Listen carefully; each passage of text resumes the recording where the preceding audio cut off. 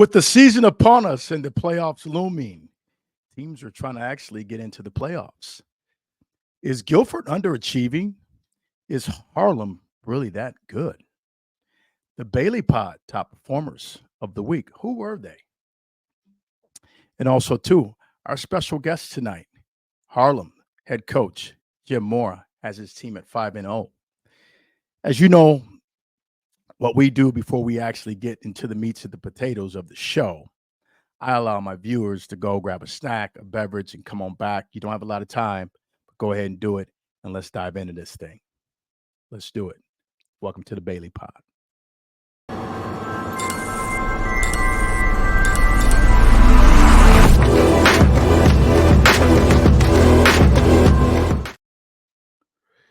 And welcome to another great edition of the Bailey Pod. Welcome to the Bailey Pod. It is Thursday, folks. And yes, we are upon week 5 in the Nick 10. Again, week 5 in the Nick 10. Playoffs looming. A lot of teams trying to get into the playoffs. A lot of teams got to win out these next 3 to 4 weeks to be able to actually be considered a playoff eligible team. Guys, I want to go ahead and just get right off start off with my Bailey Pod top performers of the week. Yep, my Bailey Pod top performers of the week. Today we have 5. Last week we had 8. We had 5. Some guys may not be performing that were on the list last week, but Bailey Pod as follows: LaShawn Gathright, Jayhawks, 16 carries, 104 on the ground. He keeps chunking up yards, folks. He's really special. Ben Booker, Belvedere North, 2 TDs, 21 carries, 68 yards, 68 yards that he had in touchdowns. Those were, again, 2 TDs, had touchdowns of 21 yards and 68 yards, and he only had 2 carries. 2 carries, folks. I would have kept feeding my horse. Jamani Muhammad, he keeps tearing it up, getting closer to that Nick 10 all-time leading rushing record of Harlem. 15 carries, 148 on the ground, and 3 TDs. Congratulations. Number 4, Dominic Cacciatore. They're coming off a big win against Belvedere last week. The Titans are. He was 9 of 15, 84 yards passing, and 4 TDs. Congratulations. Dominic Kelly of Hano, 107 in rushing, not passing, 107 rushing, and a TD. And again, he did that all on the ground. Congrats to those young men. Guys, keep striving to get better each and every week. We hope to see you again here on the Bailey Pod Top Performance Lift soon. I'm going to shift gears. I'm going to go ahead and get it right into my take. I give a take every week, a game of the week that I cover on the great show that I'm a part of on Overtime. And, Guilford, Harlem. Harlem made a trip to Guilford. And I'm just going to start with Guilford. Guilford is really underperforming this year. Their wins their losses have come to some really good teams, but their wins have come to some subpar teams in our conference that really don't have any winning records. And that says a lot to, what Guilford is right now. And during that game, it was 13-9. Guilford was up 13-9. And, in the first half, Guilford, Harlem was giving Guilford everything they wanted in the passing game and the run game. They were doing pretty well defense, making big stops of Harlem. And then they come back out second half. They're not Guilford. I don't know who they were, but they weren't Guilford. They're a totally different team that came out and just with a different scheme, just with a different game plan. And that was one reason why the Guilford Vikings came up with that loss. They were not the Guilford Vikings they were in the first half, folks. Again, there's something broken over there at Guilford. They have a bevy of playmakers. There's no reason why Guilford has the record they have right now, sitting at 2-3. Guilford, in my estimation, Guilford should be right now at least 4-1 in the conference. Yep, I said it, 4-1. But they're underachieving. They're not getting it done in the second half. They're not playing full games. They don't sustain drives on offense. They give up too many big plays on defense. They need to get better on special teams. Play calling needs to get better. Yes, in the first half, in the first quarter of the game, within first 2 minutes of the game, Guilford goes 3 and out, and they punt. They fake punt. They run a fake punt in the first quarter, probably on the 45 or the 50-yard line of Harlem. But again, you turn the ball over. Now you give Harlem great field position. So again, that's just a coaching error. A lot of things need to get cleaned up over there. If Guilford even wants to make the playoffs, they They have a list of teams, really good teams that they have left on their schedule over these next few weeks. And these teams are nothing to sneeze at. Guilford goes. I think they go on the road this week. I'm not sure, but I think they are on the road this week. As a matter of fact, I have the schedule right here. Guilford goes this week. They play Jefferson, which isn't a bad team. Nothing to sneeze at. Then they're at Freeport, and then they play East, which is nothing to sneeze at. And then they play Boylan. You got to travel to Boylan, so we know what type of of of things that can happen in Boylan Stadium if you've ever played or if you've ever gone there. It's a very hostile environment to play in. But are these games that they have left on their schedule, are they winnable? Yeah, I think some are winnable. But again, you got to fix what's broke right now, because if you don't fix what's broke, you may end up getting embarrassed by one of these teams that don't have a winning record. Moving on to Harlem. Harlem is as advertised, folks. I mean, over the last few weeks, I've been able to see them play. They've gotten better week in and week out. They mixed some things up on offense week in and week out. Their defense really stepped up big, shutting those playmakers down of Guilford. And as a result, they were victorious on Friday night. And that was one reason why they came in. They did this on the road, folks. They went into Guilford Stadium and they did this on the road. So kudos to Harlem. And again, folks, they are as advertised. They do have playmakers. Again, they have great quarterback play. What they have at the running back position. They got probably one of the most special backs that ever graced the league, the Nick 10, that is, and Jamani Muhammad. So again, congratulations to Harlem. But again, that's my take. Guys, let's go ahead and move on here. I want to get into the show. My next guest, he really needs no introduction. He's back at Harlem, back on the gridiron at Harlem. I'm so happy to see him back there. Guys, without further ado, I'm just going to go ahead and welcome my guest in. He's got his team right now playing at 5-0. They're playing at a really high clip. Harlem is a team. If I'm a coach out there, I would be somewhat fearing Harlem. They're really playing at a high level right now, guys. Again, without further ado, my guest tonight, the great Harlem coach, Coach Morrow. Coach, how you doing? I'm doing great, thanks, Tim. Good. I didn't mean to give you a heavy intro. But I gotta give credit when credit's due, Coach. But hey, thanks for joining me tonight on the Bailey Pot. I know you're a busy guy, getting ready for the big showdown against the Pretzels at home. Coach, yep. I just want to get right into things here with you. What are some things that you wanted to do when you got back to Harlem? A lot of people don't know your story. You left Harlem years back, and now you're back at Harlem. But what were some of the first things that you wanted to try to institute once you got the program back underneath your arms? Well, we had a series of priorities, some non-negotiables. Our number one thing is to be a good teammate. And, I just kind of saw, I still taught in the building, even though I'd given up the coaching role. I was in the building every day as an English teacher. And the climate had kind of turned what I felt, was somewhat toxic. And, and the perception of Harlem football really didn't seem to be what it had been. And so we came in with some non-negotiables and we called them absolutes and non-negotiables. And the first one was to be a good teammate. And I wasn't sure. It's not an easy thing to do, is to put your self-interest aside for the greater good of the group. But we've got them to buy into that. And, it was a chore, but sure. I think we're heading in the right direction in that regard. Sure. And, I can't say enough about the leadership. That's kind of my senior leadership. I had 4 captains: Cam Schmittendorf, Connor Penny, Jamani Muhammad, and Nate Johnson.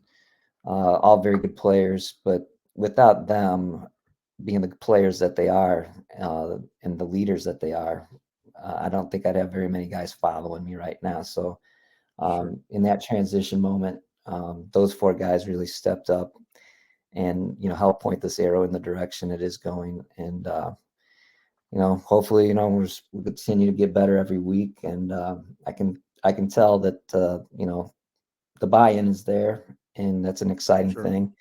And we're just going to use it to our full advantage from here on out. Coach, how important was it to you? Um, again, you're back at Harlem. I think it's a great thing. I think it was well needed. The change over there was. How important was it for you to be able to connect with parents? And were parents, when you did connect with the parents, were they receptive to your philosophy? Well, one of the things that aided our situation is a lot of the fathers had played for me years ago. I've been doing this for a while. Yep. Um, so there's a small percentage of fathers that had me as their football coach, and um, just having that credibility, having that relationship, having produced a tremendous experience for them, knowing that that potential is there for that same experience to be somewhat recreated for their son, I think has paid dividends, and kind of got things off to a pretty solid start. The rest of the parents, I didn't really call a meeting or have anything like that. I kind of set a message up at the beginning of our summer, and I addressed some of the problems we were having at that point in time. And I kind of said, the boundary is going to be set. You're either going to be in or you're going to be out. We'd love to have you, but we don't need you. We're going to go forward without you. And, nobody really challenged that. And everybody said, okay, we're in. And the parents have been great. They've had great energy. Haven't had a single issue with anybody. And it's been a really very fun experience thus far. Awesome. You alluded to something earlier. The kids buying in. When you took over the job, when you were named head coach, I'm pretty sure you met with the guys. What did you see in those young men um, then, and then how far have they come along to this point now? Well, what I saw is, they crave structure. They'd kind of been a ship, just kind of being blown around the seas, not having anybody at the helm, um, from the moment their season ended until about the middle of February or the end of February.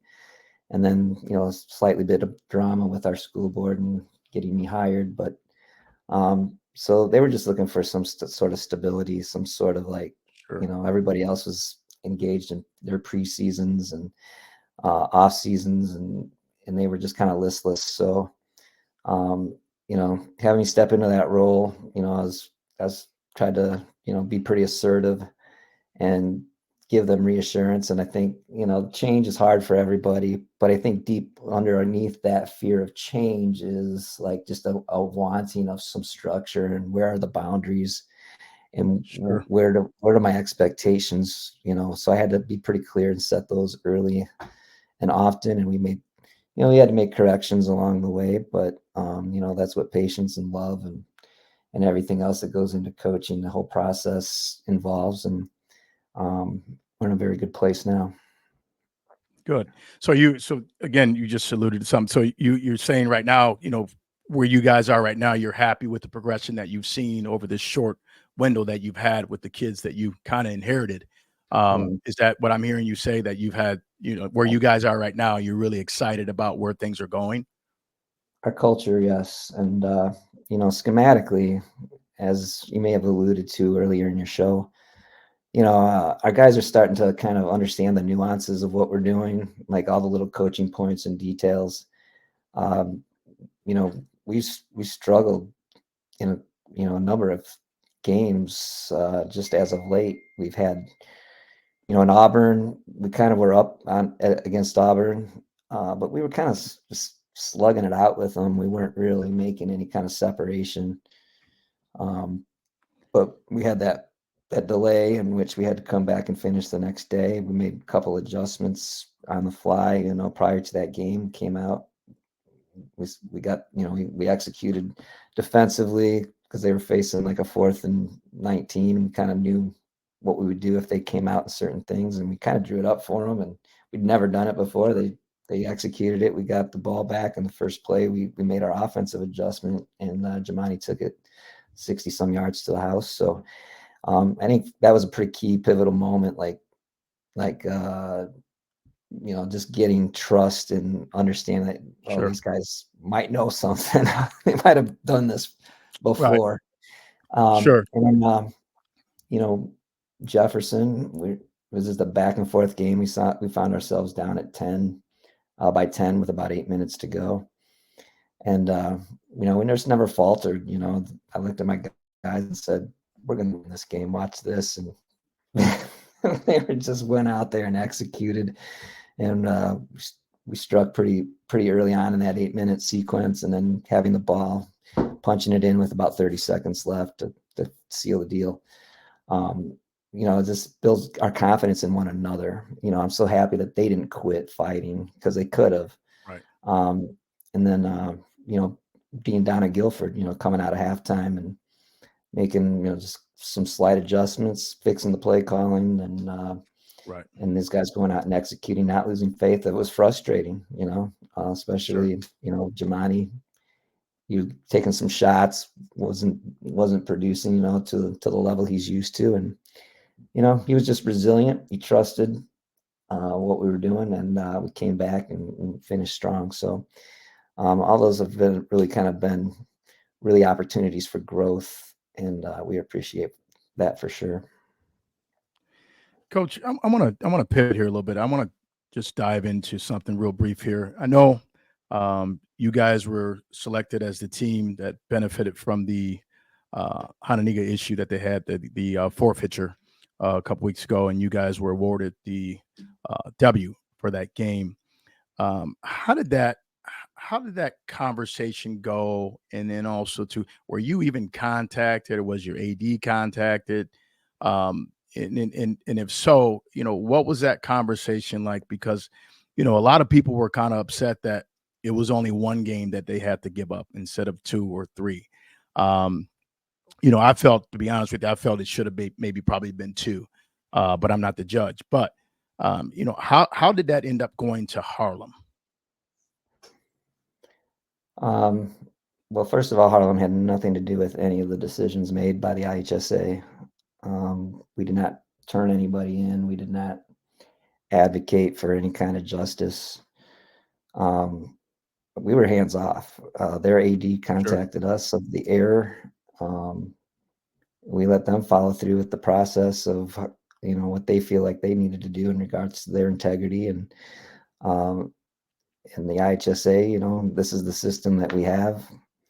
I wasn't expecting any, any kind of forfeiture, any kind of win to be picked up as a result. We Right. went about our business, and I was more concerned about, like, just having that, distract us from what we had to accomplish that Friday. Sure. So it was a shot in the arm when the kids found out.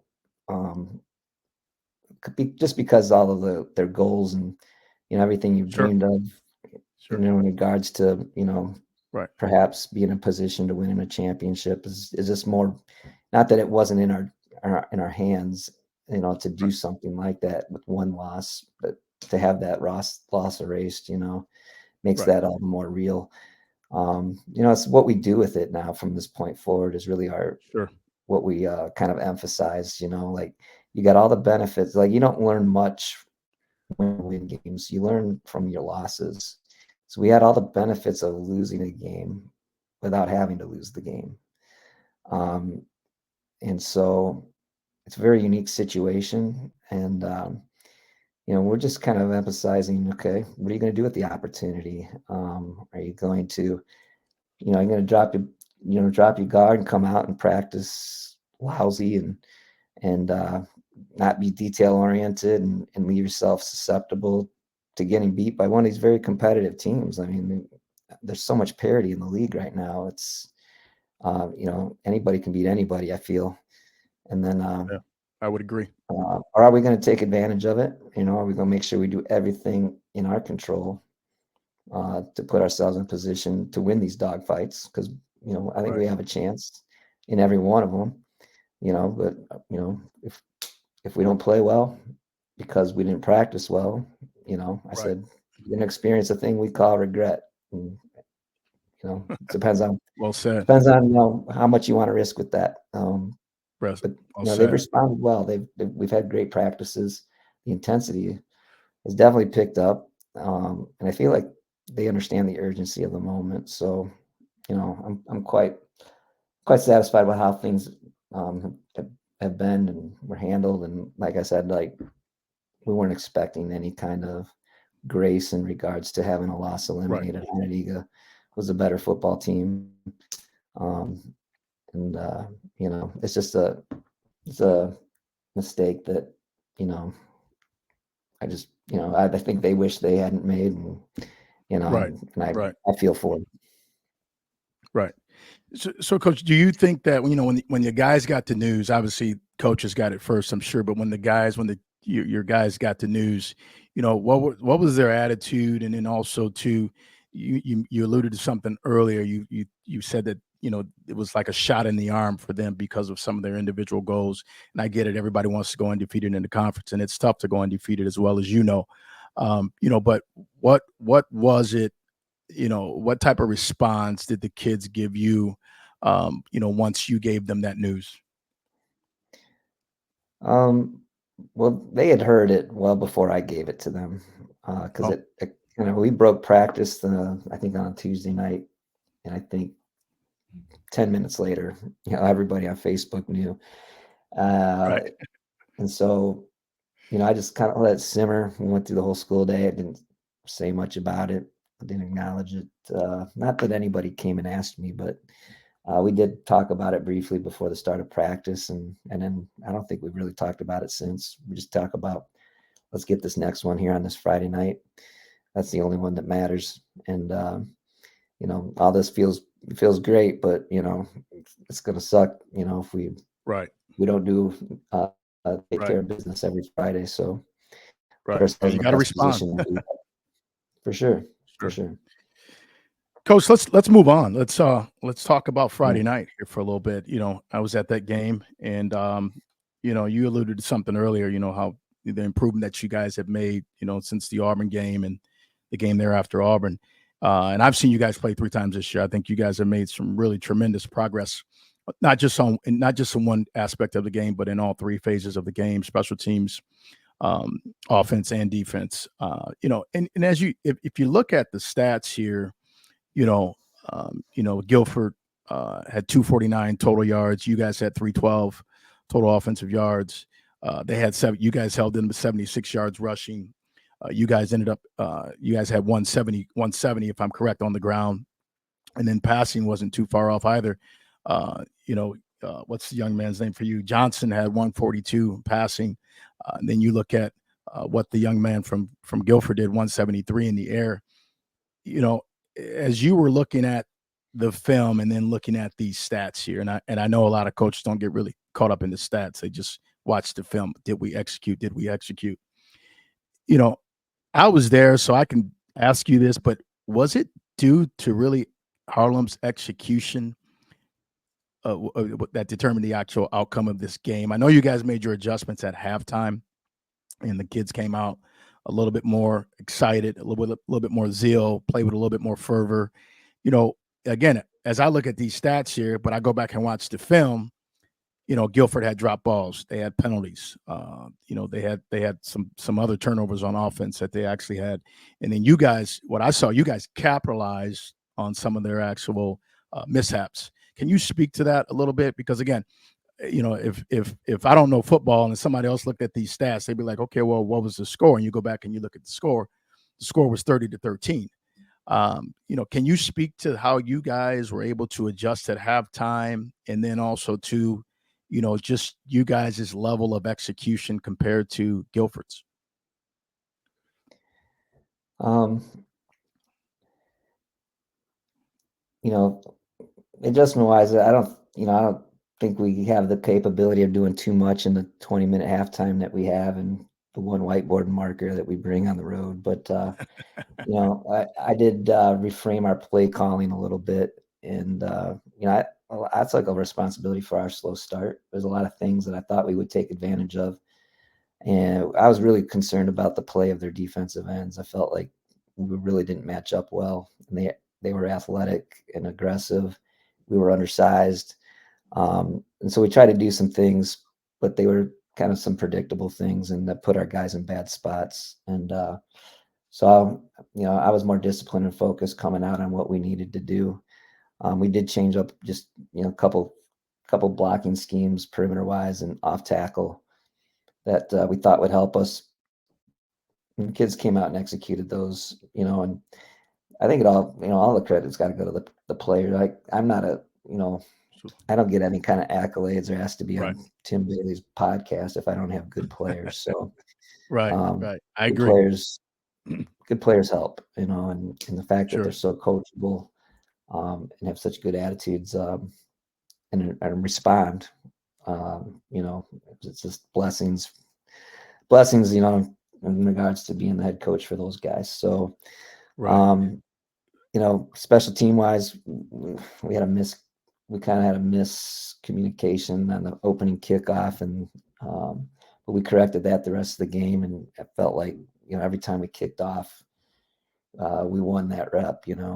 We came down, we hit, we got the ball going sideways instead of vertically, and we right, made plays, and we were hungry for it. So those are all good things that we want to see. Punt wise, we struggled a little bit. We had a sophomore punter who hadn't played any varsity snaps at that point. So, he was serviceable. Didn't give us great location, but he didn't put us in any kind of jeopardy. So we're happy about that. And then our kickoff return scheme didn't really get going, but we didn't give up any possessions with that. I would say that one of the things was a really teachable moment, and I knew we weren't ready for that. Is at the end of the first half, there's about 17 seconds left, and I really just wanted to kick the field goal when we were in range. And I don't know, I had some coaches, and what are we doing? Hey, and I knew we weren't ready for that moment in which, in 17 seconds, no timeouts. Did we know how to spike the ball? Did we know how to get out of bounds in those moments? And we weren't situationally prepared, and that's on me. So we worked really hard on that this week in case we're ever in that spot again, where we can manage that much better. And we had a quick talk about that, right at the end of the first half, and talked about the opportunity that was lost. And but I own that, and we got it corrected. And if we're in that situation again, I feel pretty good about it. Coach. I want to talk to you a little bit about your defense. Got some players here that I just want to illuminate real quick that my eyes got fixated on just because of their level of play on Friday night that I saw. Um, if I'm saying his name wrong, please correct me. Ahmad Hurd, number 90, 2 sacks. I think he's got 7 total on the year already. His level of play, it seems like to me, again, I've seen you guys play like 3 times this year already, but it seems like from week 1 to where he is now, he's a totally different kid. Can you speak to his level of play? I saw that really early on this summer, and he was such a disruptive force playing defensive end. He's just got such a great get off. He's got a great lean on the edge. Um, he's really tough. It's really tough for tackles to like kick back and intercept his angle the way he comes at the Sure. quarterback, and he closes that really fast. He's good with his hands. He did only have 2 sacks, but I think he probably ended up causing a couple holding penalties as well, just because he gets those tackles out of position in such a way that they have to do something. And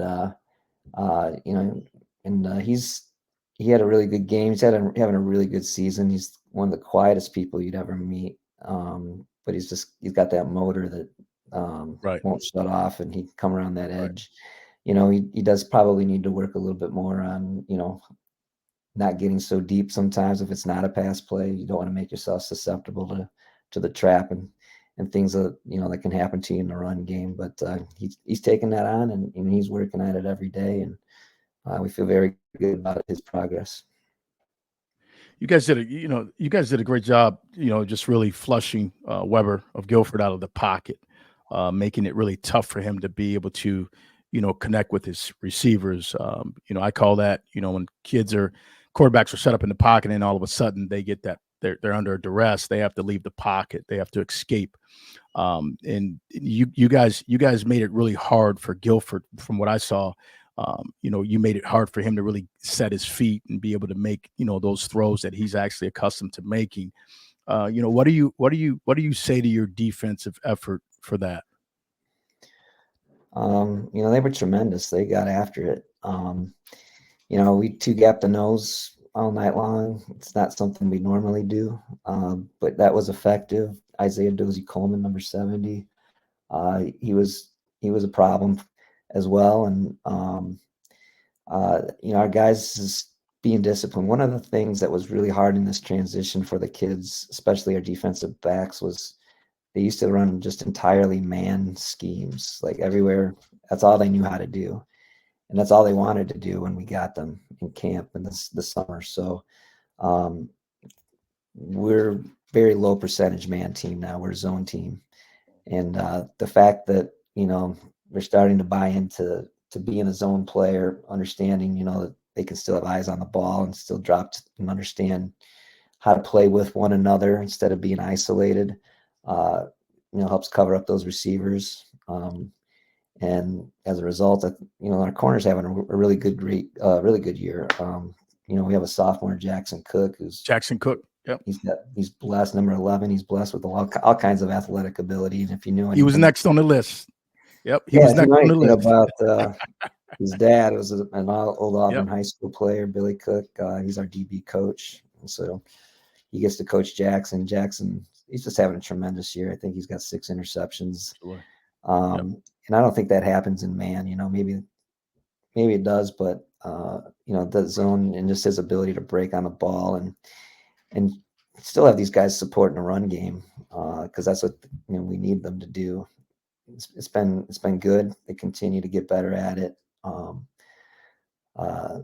So I understand their love for man, and that was what they kind of were doing for the couple years previously. But learning zone's been good for them, and we'll continue to get better at it.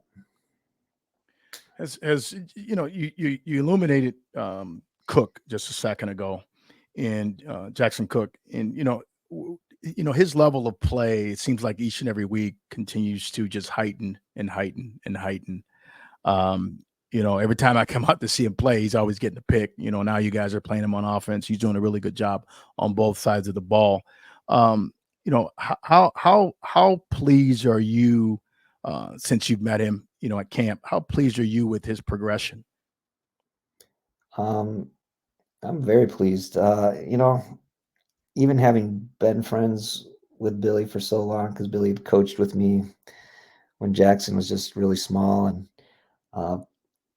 now getting the opportunity to coach him, it was a kind of a strange dynamic. We kind of knew each other, we Right. kind of didn't know each other, but Right. you wouldn't find a nicer kid. It's academically, honors classes, 4.0, yes or no sir kind of kid.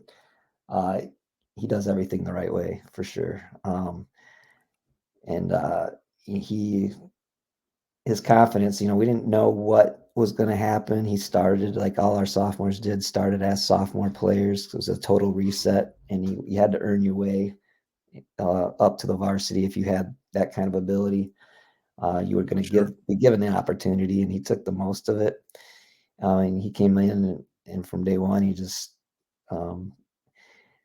he earned his way. And then once he got his opportunities to play, he showed that he belonged, and he certainly does. And we're kind of really benefiting. We had him out of position to start the year offensively.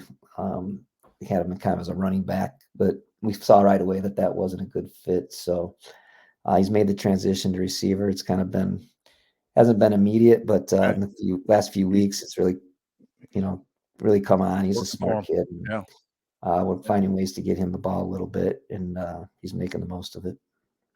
Nice, Coach. I'm gonna illuminate just one more player here. The show wouldn't be right if I didn't. Jamani Muhammad, um, you know, having a really stellar year thus far, thanks to his lineman. I'm sure he would tell you that firsthand. Um, you know, does you see him out there on the field, and he's running, and he's able to break tackles, and he's very elusive when he gets in the open field, very supple, so to speak. cut on a dime, go from 0 to 60 in 0.5 seconds. Are you sometimes marveled at what that young man is capable of doing out there on the field on Friday nights? Absolutely. And I know you've been around some great running backs. Yeah. His vision is elite. His ability to cut and put his foot in the ground is elite. There's nothing. There's really not elite about him. His breakaway speed, his toughness. My gosh, when I kind of took the job, I didn't know much about Jabani. I hadn't even, if I saw him in the hallway, I wouldn't have even known who he was. Sure. But I got to know the young man, and it's been great. Uh, but he's not the biggest guy stature wise. But I tell you what, man, he'll Big bring the heart. load. He gets Big underneath you, heart. and he's got power, and Yep. he's trained for that. He's invested heavily in himself, time, and even money outside of our football program, outside of our lifting regimen. He's he was ready to meet this moment, and he's making the most of it. He's having a tremendous year, and there's nothing really that Jemani cannot do in regards to, like, he can catch the ball. He made since we are running the ball quite a bit, but if we were to Right. pull him in space and throw it to him, he'd be equally as a threat out there. And he's just such a versatile tool. And we haven't asked him to block much because I don't think that would be good coaching Right. on my part. I want the ball in his hands. Coach, I think he can do it. I think he can do it. I've seen that kid up close and personal. I've had an opportunity to work with him, and one thing I love about him, the young man steps up to the challenge. He doesn't shy away from challenges. So yeah, you try that sometimes. Ask him to block for you. Stay in and block, and see what you get. Yeah. But I kind of didn't finish my thought, but when I first took over the job, it's kind of like, oh, he's not good between the tackles, and we quickly erased that preconception. You know, he's been tremendous between the tackles. I mean, even if there's nothing there, he's gonna drive his legs, and he's gonna push that pile.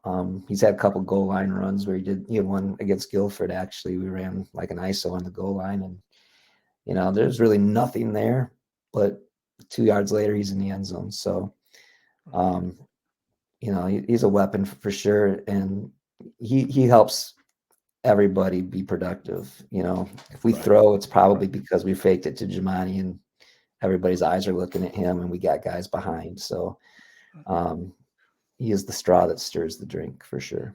Sure, sure, Coach. I'm gonna stay on him just for a second, and we're gonna move on. But what I've seen him do over the last weeks. First few weeks, it was a lot of east west, east west, east west, east west, some north and south, but not a lot. But what I saw against Guilford, um, and as a result, he had a huge game against Guilford last week, picking up those yards and getting into the end zone and putting that W up on the board for Harlem. You know, I was telling somebody on the sideline, I said, what Jamani's doing tonight that he hadn't been doing these last 3 weeks is squaring his shoulders to the LOS and coming downhill. I think, in my opinion, he's probably one of the most dangerous backs in the league that we have. When he squares his shoulders to the LOS, he can give a defensive coordinator nightmares. Would you agree? I would agree, and I think it took him, a couple weeks to find some of those nuances of where I'm supposed to fit with the guard. Um, you know, what this, where to find this cutback lane when we do this, and tag this and make this adjustment. Um, and I think that kind of, goes back to that play I alluded to, that first play coming out of Auburn, where we saw him kind of miss the lane the Right, night before a couple right, times, and said, Giovanni, you could be having a monster game right now. And he looked at it and he right. just shook his head. But he came out and, like, oh, the light bulb has gone on. And he definitely has a better understanding of where things are going to open up for him according to what play we have called, and what kind of leverage certain guys on the line of scrimmage have. So his football IQ is out of the roof, off the roof too. So it's just, Yeah. you know, I don't, Right. Okay. he's just a Yeah, joy to he's a coach. treat. He's a treat. Yeah, he's a treat to watch, man. Definitely a treat to work with as well. Coach, let's move forward here. You got Freeport coming up this weekend. They come to Husky Land, and then you got East, and you go Boylan, then you go Belvedere North. Coach, I'm going to close here. I'm going to ask you a question. Where do you want to be? And I usually ask coaches this every year when I have coaches on. But where do you want to be in November?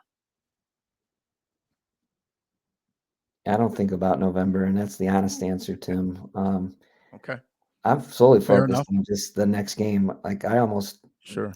I almost messed up our entire bus schedule because I didn't know who we play after this, and I didn't have buses scheduled to play East over at Guilford, so I had to scramble and Oh get wow. that done. But our singular focus is just every week, and I'm not going to put a ceiling on what we can do, um, you know, and I don't have any expectations that we'll win another game. I mean, I just Right. want to win the next one, and Right. we're going to do everything we can, and that's the honest answer. That's nothing other No, hey than man. Hey, how I got to be. that's your answer. I appreciate that candid answer. Again, but again, as a coach, you do, you want to just focus on week in and week out, week in and week out. And whatever's going to shake out is going to shake out. So I totally get what you're saying for sure, 100%. But coach, hey, I just want to say congrats to you being back at Harlem. You're definitely a special coach here in Nick 10, here in the area. And again, glad to see you back on the sideline. Good luck the rest of the way. Stay healthy. And I hope to have you on soon again, coach. Okay, Tim, I appreciate the All right. invite, and give me a coffee ever need to fill up some airtime again. Okay. Appreciate it. Hey, guys, Coach Moore from Harlem, guys. Thanks, coach. I appreciate you. Good luck this All right, weekend. thank you. Thank you. Bye. Yeah, folks. Again, another great show closing. I hope everybody enjoyed the show. I'm going to continue to bring you different coaches, no matter the record, irrespective of the record. I'm going to bring you coaches. I'm going to bring you players, irrespective of the record. I'm all about exposing kids and getting people to, just talk, so to speak, give their candid assessment on how they feel about, the game coming up or the past week's game. So, again, I just want to thank everybody for joining me tonight on the Bailey Pod. Again, hope to see you soon next week. Again, don't forget to go like, follow, and make sure you click that bell in the right-hand corner. Everybody have a good night. Thanks for joining me on the Bailey Pod.